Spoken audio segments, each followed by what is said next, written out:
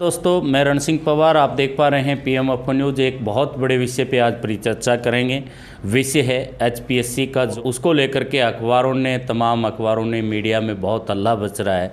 उसको लेकर के आज हम परिचर्चा करेंगे और हमारे साथ में जो पूर्व में एचपीएससी के परीक्षा पास किए हुए हैं और कांग्रेसी नेता भी हैं, नेता के साथ अपने समय के एक अच्छे विद्यार्थी भी रहे जिन्होंने एचपीएससी की परीक्षा एक बार नहीं 3 बार पास की।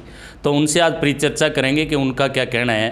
पहले तो हम परिचय कराएं एडवोकेट हरपाल बुरा, जो कि कांग्रेसी नेता भी हैं और पूर्व में टैक्स ट्रिब्यूनल के जज भी रहे हैं।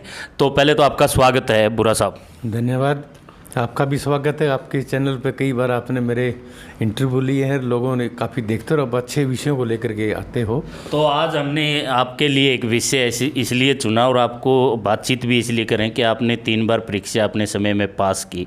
तो इसमें जो हल्ला मच रहा है आज अखबारों में, मीडिया में आपका क्या कहना है? 21 मई को एचपीएससी का पेपर हुआ था। इसमें एचपीएससी में 2 पेपर होते हैं, एक जनरल स्टडीज़ का 100 नंबर का और एक 100 नंबर का दूसरा पेपर होता है एप्टीट्यूड टेस्ट, सी टेट।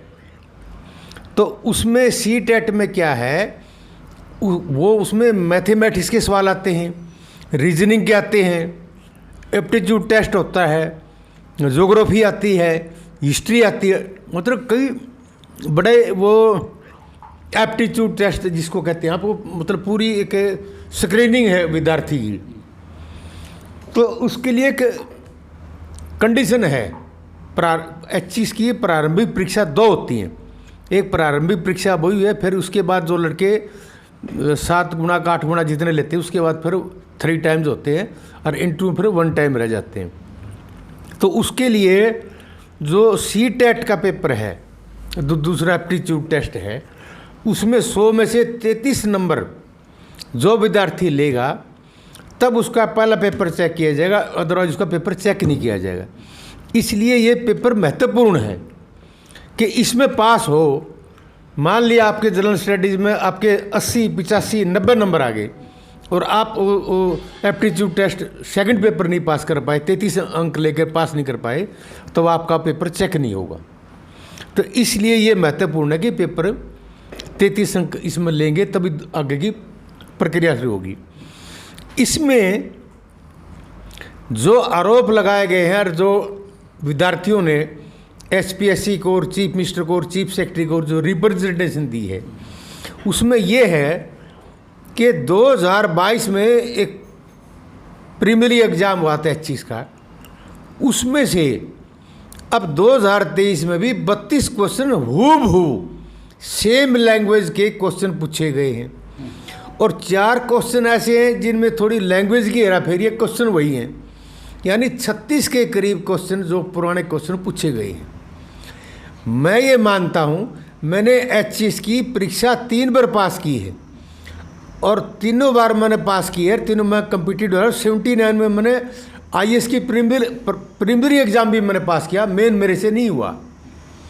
तो मेरा इसमें एक अनुभव ये रहा है कि जब से हरियाणा बना है और जब से कमीशन का गठन किया गया है, 1971 को छोड़ के, 1973 को छोड़ के, 1974 को छोड़ करके 4 दरबारी लाल गुप्ता थे शायद वो चेयरमैन एचपीएससी के। उस टाइम ये लगता था कि भाई ये, या लोगों में था या जागरूकता नहीं थी कि भाई मेरिट पे एग्ज़ाम हो रहे हैं, मेरिट पे बातें हो रही हैं।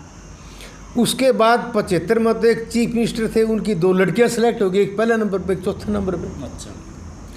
उसके बाद सारे जितने भी आज तक एग्ज़ाम हुए हैं सब, वो कोई भी एग्ज़ाम निष्पक्ष नहीं हुआ, सब में कुछ न कुछ आरोप लगे। सुप्रीम कोर्ट, हाई कोर्ट तक केस गया और मैं आपको ये बैकग्राउंड में ले गया। जो करंट अफेयर्स की बात ये थी कि जो ये 2 क्वेश्चन हैं, ये मेरी मैडम प्रोफेसर है कॉलेज में, वो पेपर सेट करती है कि पुरानी प्रोफेसर है, उनको ये हिदायत होती है कि भाई इतने, मुझे ये तो नहीं पता परसेंटेज का, कि पुराने प्रश्न पत्रों को आप पुराने प्रश्न पत्र देखते हो, पुराने प्रश्न पत्रों के नए में, तो इसका मतलब धांधली की आशंका अविश्वसनीयता का 100% आप कह सकते हो कि विश्वसनीयता नहीं कही जा सकती इसको। और दूसरा ये कि ऑब्जेक्टिव टाइप है। ऑब्जेक्टिव टाइप में तो एक क्वेश्चन पूछा जाता है यस और नो का। उस यस और नो के क्वेश्चन पूछने के लिए भी सेम क्वेश्चन रिपीट किए कि हो सकता है सब्जेक्टिव क्वेश्चन 10 क्वेश्चन करने, आपने 5 क्वेश्चन करने हैं 3 घंटे में, वो क्वेश्चन तो रिपीट हो जाएं, हेर फेर के कुछ शब्दों का हेर फेर हो सकता है, सवाल में क्वेश्चन मार्क लग सकता है, क्या वो लग गया, वो पूछे जा सकते हैं। लेकिन ऑब्जेक्टिव टाइप में सेम क्वेश्चन रिपीट करना मुझे तो ये संदेहप्रद लगता है। बुरा साहब बात करें, अगर आप ये चाहते हैं कि भाई वो सेम क्वेश्चन पूछे तो उसका लाभ तो सभी को मिला होगा ना? नहीं, ये सभी को नहीं मिला होता। जैसे 2021 में डेंटल सर्जन का एग्ज़ाम हुआ और 25 का एग्ज़ाम हुआ प्रीलिमिनरी, दोनों सरकार ने कैंसिल करे। किस लिए करे कि उस प्रीलिमिनरी एग्ज़ाम में ये आरोप लगाया गया कि प्रीलिमिनरी एग्ज़ाम में इनको पेपर बताए गए, क्वेश्चन बताए गए। ये एक दूसरा तरीका निकाल लिया कि जब डेंटल सर्जन के उनके प्रीलिमिनरी एग्ज़ाम के पेपर कैंसिल हुए, कि दूसरा तरीका निकाल लिया कि अपने चहेतों को ये बता दिया कि तुम पिछले साल का 2022 का एप्टीट्यूड टेस्ट को अच्छी तरह पढ़ लेना, उसमें से क्वेश्चन आएंगे, और 32 क्वेश्चन उसमें से आ गए तो इसका मतलब उनका तो पेपर क्लियर हो गया। तो ये संदेह के घेरे में है। इसलिए चीफ मिनिस्टर को इस बारे में खट्टर साहब से मेरा नम्र निवेदन है कि जो लड़के 93,000 लड़कों ने जो फार्म भरे, 50% जो लोग एग्ज़ाम देने आए, उनके साथ किसी प्रकार का खिलवाड़ ना हो, उनके साथ न्याय हो और उनकी जांच करवाई जाए। और सबसे पहले जांच तो जारी रहे, लेकिन ये चीज़ का एग्ज़ाम प्रीलिमिनरी जो संदेह के घेरे में आ चुका है और इतने क्वेश्चन करे, इसको जो ना दोबारा इसकी एग्ज़ाम लिया जाए, इसको एग्ज़ाम को कैंसिल किया जाए। मतलब आपका ये कहना है कि ये पहले से पेपर जो सेट किया गया तो वो तो पूरा का पूरा भी बता सकते हैं, इसमें तो सरकार चाहे तो पूरा भी बता सकती है। आपका आरोप है, ये विपक्ष का आरोप मानेंगे इसको, क्योंकि कांग्रेस इसमें सबसे ज़्यादा हल्ला मचा रही है और उनका ये कहना है कि पहले हमारे चहेतों को ये बता दिया कि पहले वाला पेपर पढ़ लीजिए। तो जो तैयारी करते हैं एग्ज़ाम की, वो तो सभी पहले वाली रिविज़न तो करते ही होंगे। ऐसा है, देखिए मैंने पेपर सेट किया है और मैं 50 लड़कों को, 100 लड़कों को, 30 को, 20 को ये कहूँ, कोई सरकार का नुमाइंदा या जो ये काम करता है वो कहे कि मैं पिछले पेपर को पढ़ लेना, अच्छी तरह से उसको करना है। मेरा सवाल ये है, सब्जेक्टिव क्वेश्चन में क्वेश्चन दोहराए जा सकते हैं, क्वेश्चन मार्क लगा के हेर फेर करके, लेकिन ऑब्जेक्टिव टेस्ट में क्या उस पेपर सेटर को 32 क्वेश्चनों के अलावा क्वेश्चन ही नहीं मिले? उनकी लैंग्वेज चेंज कर देते, उनकी भाषा चेंज कर देते, उनको और रूप में पूछा जा सकता था। सिलेबस उनके पास था। ये संदेह के घेरे में कि उन्होंने सबके लिए नहीं है, ये जिनको बताया गया उन्हीं को लाभ हुआ, उनको चहेतों को लाभ हुआ कि वो पेपर तैयार करके और बाकी अपने पढ़ते रहे। मैं ये सोचता हूँ, जैसे मैं पेपर की तैयारी कर रहा हूँ, आप कर रहे हो, दूसरे लोग कर रहे हैं, तो वो तो तैयारी करेंगे, वो ये संभावनाएं बहुत कम होती हैं। 2, 3, 4 क्वेश्चन रिपीट होते, 32 क्वेश्चन रिपीट नहीं होते। ये संदेह के घेरे में। जैसे मैं आपको बताऊं एक बात, 1982 के अंदर मैंने इस चीज़ की परीक्षा पास की और 200 नंबर का इंटरव्यू होता था और 119 लड़के लेने थे। तो मेरे इंटरव्यू के अंदर 200 में से 26 नंबर लगे। तब मैंने हाई कोर्ट में रिट दायर करी और हाई कोर्ट ने वो सिलेक्शन रद्द किया और 200 नंबर का इंटरव्यू उन्होंने कहा कि बड़ा भारी भरकम है, ये लोगों को एक्स्ट्रा लाभ पहुंचाने के लिए 200 नंबर का 100 इंटरव्यू मेरी रिट के आधार पर हुआ और वहाँ पर 119 लड़के लेने थे। मेरा रिटर्न के अंदर कोर्ट ने कहा कि इंटरव्यू कैंसिल, रिटर्न बेस पे जितने जिसकी रिटर्न नंबर है उनकी मेरिट लिस्ट बनाकर 119 लड़कों को सिलेक्शन किया जाए। तो मेरा उस 119 लड़के लेने थे, मैं आई गोट 68%, यानी 68वीं पोजीशन मेरी थी। और उस समय के जो कमीशन के मेंबर थे उनके खिलाफ हाई कोर्ट ने स्ट्रक्चर पास किया और तब मैं सुप्रीम फिर उसने उस टाइम चौधरी भजनाल मुख्यमंत्री थे, उन्होंने बैक डेट में 11/25 को जो प्रॉपर लड़कों को अपॉइंटमेंट दे दी और सुप्रीम कोर्ट में केस चला गया। मुझे स्टे मिल गया, मेरी मेरिट लिस्ट बन गई, मेरा सिलेक्शन हो गया था मेरिट बेस पे। सुप्रीम कोर्ट में जाने में शांति भूषण जी मैंने वकील किए और उन्होंने बड़ी अच्छी तरह पैरवी की।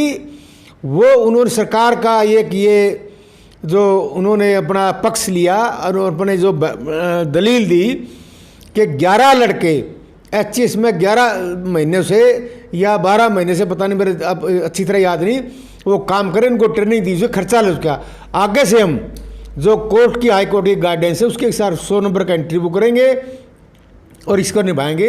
इसलिए वो सुप्रीम कोर्ट में जो ना वो लड़के लगा दिए गए। फिर 84 में मैंने एग्जाम दिया, 86 में मैं 3 बार पास हुआ, तीनों बार मैंने सुप्रीम कोर्ट तक लड़ाई लड़ी।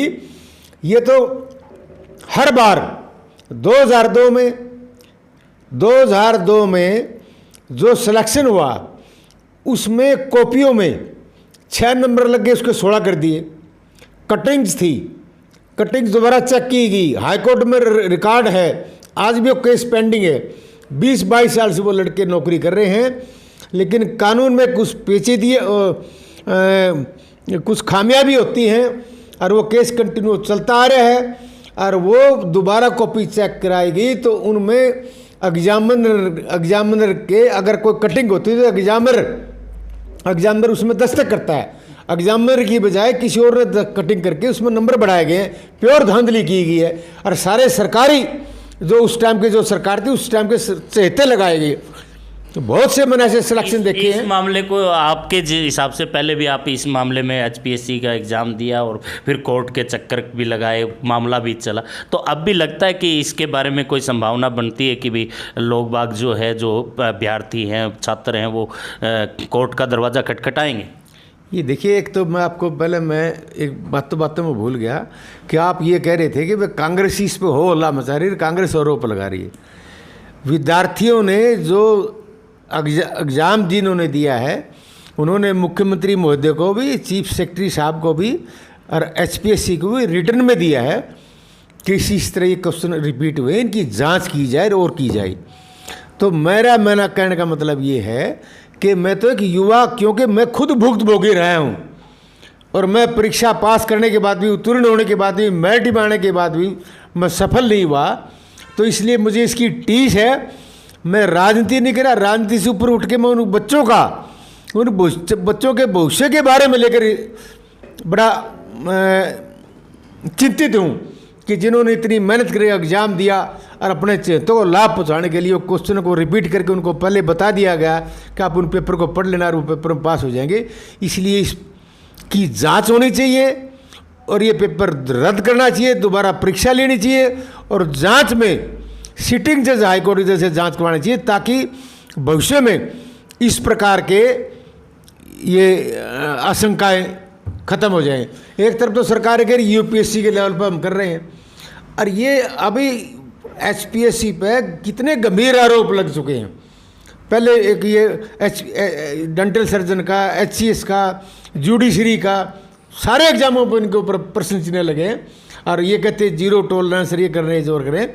इसमें पारदर्शिता की मुझे कोई चिन्ह दिखाई नहीं देता। बहुत बहुत धन्यवाद।